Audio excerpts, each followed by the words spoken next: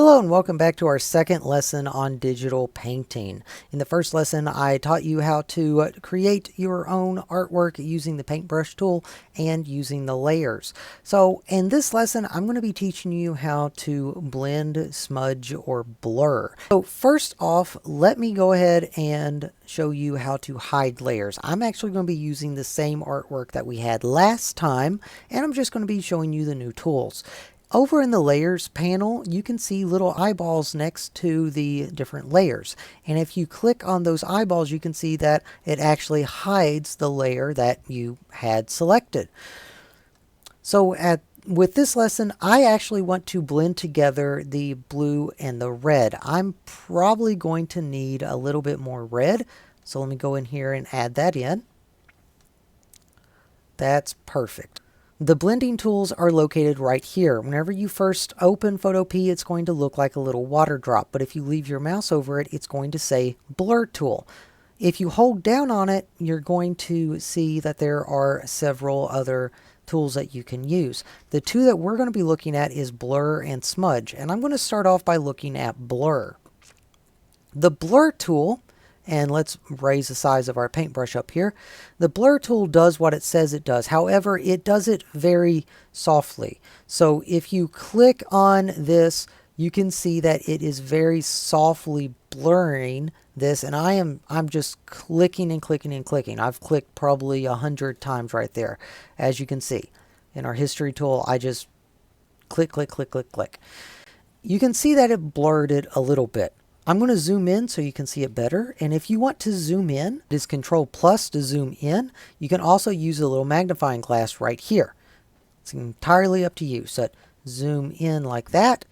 You can see that it is blurred right there.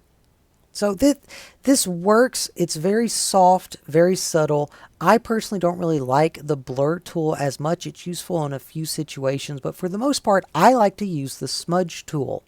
So let me zoom back out, and how you do that, you click Control minus to zoom back out. You can also click Control 0 and it will square everything up to the size of the screen.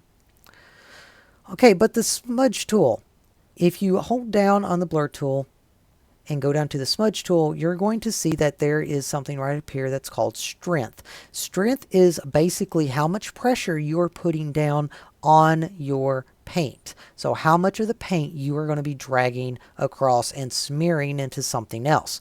So as an example, I'm going to go ahead and bump this up to 100, and I'm going to increase the size of the brush like this. So at this point, if I click right here and I drag across, you can see that I am actually taking that paint and smearing it around. So that is a strength of 100 strength. Basically, I'm taking the paint and just smearing it everywhere.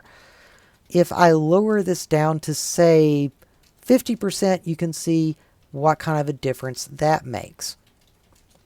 So you're still smudging and smearing paint. I personally like to stick it at around 15 to 25%, somewhere around there, just for a good medium ground. I feel like it's more realistic as far as painting or blending in real life. So if I take this and I go down here and I just click down and hold and move my mouse around, you can see that I'm actually blurring and creating a nice transition between the colors. And that is the blur and smudge tool. Those are the tools that you use to make blending possible in digital painting.